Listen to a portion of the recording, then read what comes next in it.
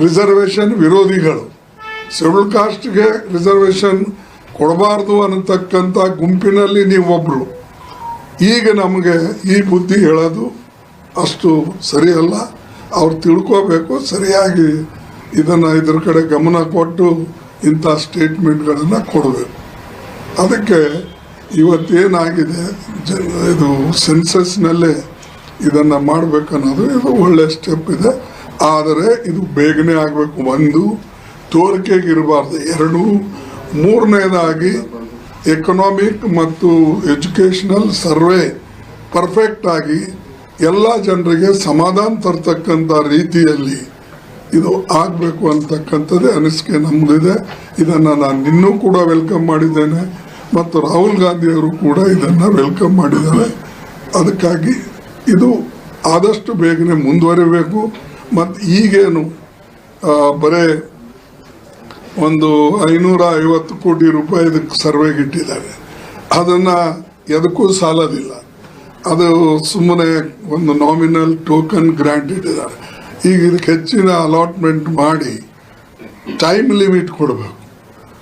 ಇದು ಏನು 1 ತಿಂಗಳು 2 ತಿಂಗಳು 3 ತಿಂಗಳದಾಗ ಮಾಡ್ತಾರೋ, ಇದಕ್ಕೆ ಟೈಮ್ ಲಿಮಿಟ್ ಕೊಟ್ಟು ತಕ್ಷಣ ಜಾರಿಯಲ್ಲಿ ತರ್ತಕ್ಕಂಥದ್ದು ಆಗಬೇಕು.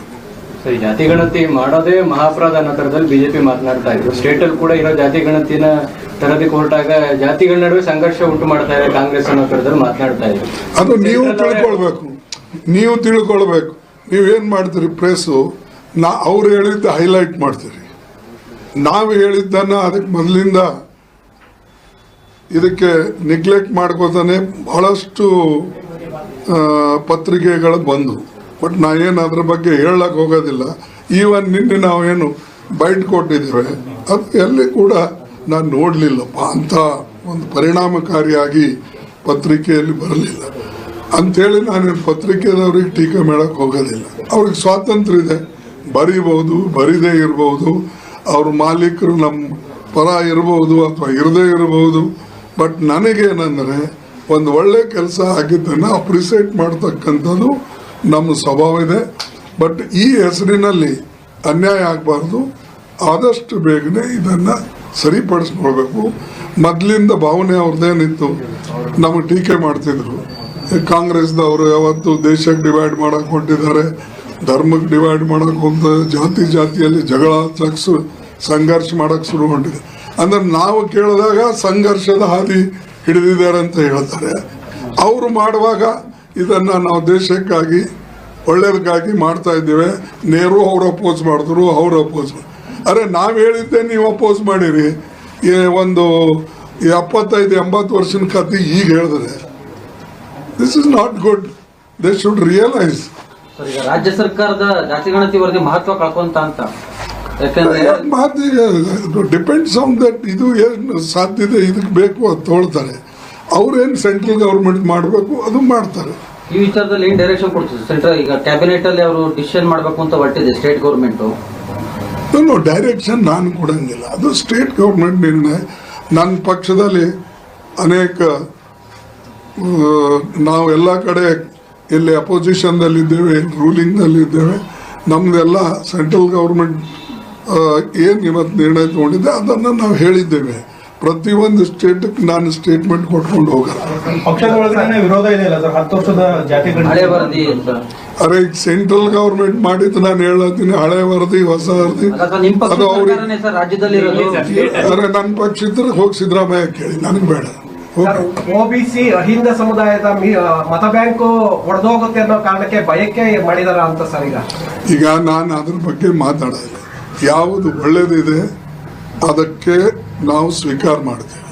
ಆದರೆ ಯಾರು ಕುತಂತ್ರದಿಂದ ಇಂಥ ಡಿಸಿಷನ್ಗಳು ತಗೊಂಡು ಮುಂದೆ ಅವರಿಗೆ ಲಾಭ ಆಗ್ತದೆ ಅಂತಕ್ಕಂಥ ಭಾವನೆಯಿಂದ ಏನು ಮಾಡ್ತಾರೋ ಅದು ಸರಿಯಲ್ಲ. ಅದಕ್ಕಾಗಿ ನಾವಿದು ಮೊದಲೇ ಹೇಳಿದ್ದೇವೆ, ತೆಗೆದುಕೊಳ್ಬೇಕು ಅಂತ. ನಾನು ಲೆಟರ್ನು ಬರೆದಿದ್ದೆ ಇದರದು. ಈ ನೋಡಿ, April 16, 2023 ಎಷ್ಟು ವರ್ಷ ಆಯ್ತು? 2 ವರ್ಷ ಆಯ್ತು. ಮತ್ತು 2 ವರ್ಷ ತನಕ ನಾವು ಮಾಡಿ ಪ್ರಯತ್ನ ಮಾಡಿದ್ದು ಯಾರು ಅಪ್ರಿಸಿಯೇಟ್ ಮಾಡಲ್ಲ. ಈವನ್ ಗೌರ್ಮೆಂಟ್ ಆಫ್ ಇಂಡಿಯಾದವ್ರು ಮಾಡಲ್ಲ. ಈಗ ಅವರು ನಾವು ಹಂಗೆ ಮಾಡಿದೇವೆ ಹಿಂಗೆ ಮಾಡಿದೇವೆ ಅಂತ ನಾನು ಇದ್ರೊಳಗೆ ಮೊದಲೇ ಹೇಳೀನಿ.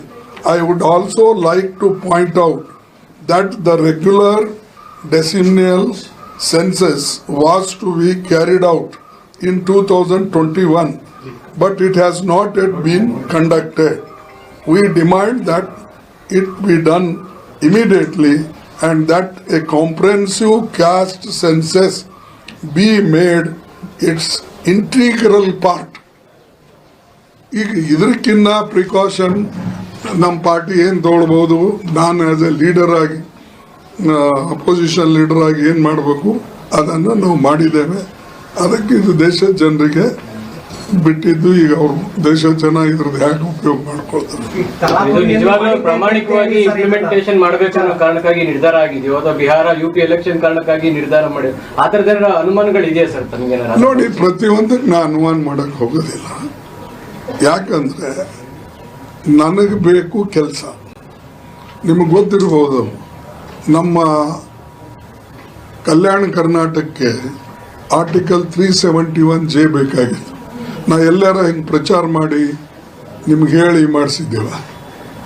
ಯಾರಿಗೂ ಸುಳಿವು ಇಲ್ಲದೆ 2/3 ಮೆಜಾರಿಟಿ ನಮಗೆ ಇಲ್ಲದೆ ಹೋದ್ರೂ, ಸಿಂಪಲ್ ಮೆಜಾರಿಟಿನೂ ನಮ್ಮ ಪಾರ್ಟಿಗೆ ಇಲ್ಲದೆ ಹೋದ್ರೂ ನಾನು ಎಲ್ಲರ ಸಹಕಾರವನ್ನು ತಗೊಂಡು ಆ ಆರ್ಟಿಕಲ್ಲು ಯುನಾನಿಮಸ್ಲಿ ಪಾಸ್ ಮಾಡಿಸ್ತೇವೆ. ಸೊ ಹಾಗೆ ಕೆಲಸ ಮಾಡತಕ್ಕಂಥ ಒಂದು ರೀತಿ ಇರ್ತದೆ.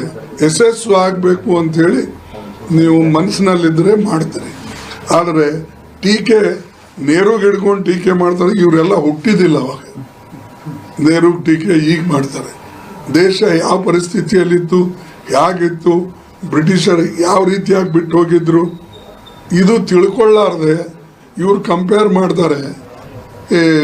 ನೀವು ನೆಹರು ಅವ್ರು ಹಿಂಗೆ ಹೇಳಿದ್ರು, ಇವರೇನು RSS BJPದವರಂತೂ ಜನಸಂಘದವರು dead against reservation. What right they have got to talk this? ಬಿಟ್ಬಿಡಿ ಅದು.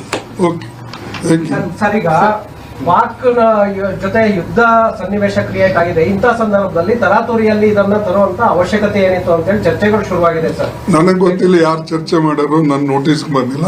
ನಾನು ಪಹಲ್ಗಾಮ್ ಬಗ್ಗೆ ಏನು ಹೇಳಬೇಕು ಮೊದಲೇ ಹೇಳಿದ್ದೇನೆ. ಅದು ಅಲ್ಲಿ ಕೇಂದ್ರದಲ್ಲಿ ಯಾರು ರಿಯಾಕ್ಟ್ ಮಾಡೋಕ್ಕಿಂತಲೂ ನಿಮಗೆ ನಾನು ಪ್ರೆಸ್ ಕಾನ್ಫರೆನ್ಸ್ ಕರೆದು ಇಲ್ಲೇ ಹೇಳ್ಬಿಟ್ಟಿದ್ದೇನೆ. ಅದಕ್ಕೆ ಪದೇ ಪದೇ ನಾನು ಅದರಿಂದ ಇವತ್ತು ಸೆನ್ಸಸ್ ಬಗ್ಗೆ ಇದೆ. ಜಾತಿ ಗಣತಿ ತಂದಿದ್ದು ಏಕೆ ಅಂತ ಕ್ಯಾಬಿನೆಟ್ ನಡೆದಿದೆ ಸರ್. ವಿಶೇಷ ಕರಿಬೇಕಂತ ನಾವು ಯಾಕಂದ್ರೆ ಡಿಸಿಷನ್ ಮಾಡ್ಲಿಲ್ವಲ್ಲ ನಿನ್ನೆ ಕ್ಯಾಬಿನೆಟ್ ಅಲ್ಲಿ? ಇಲ್ಲ, ನನಗೆ ಗೊತ್ತಿಲ್ಲ. ಅದು ಕೇಳೋದು ನಮ್ಮ ಧರ್ಮ, ಮಾಡೋದು ಅಲ್ಲಿ ನಮ್ಮ BJPದವರು.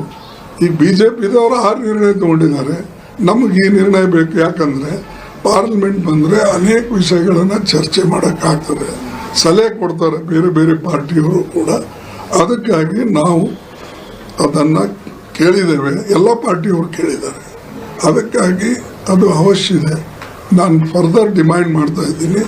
ಅವ್ರು ಇನ್ನೂ ನಿರ್ಣಯ ತಗೊಳ್ಳಿಲ್ಲ ಅಂದ್ರೂ, ಈ ಕ್ಯಾಬಿನೆಟ್ನಾಗಿಲ್ಲ ಆಗಲಿಲ್ಲ ಅಂದ್ರೂ ಇನ್ನೊಂದು 2-3 ದಿವಸನಾಗ ಅದನ್ನು ನಾವು ನಿರ್ಣಯ ತಗೊಳ್ಬೇಕು ಅಂತಕ್ಕಂಥ ನನ್ನ ಒತ್ತಾಯ ಇದೆ.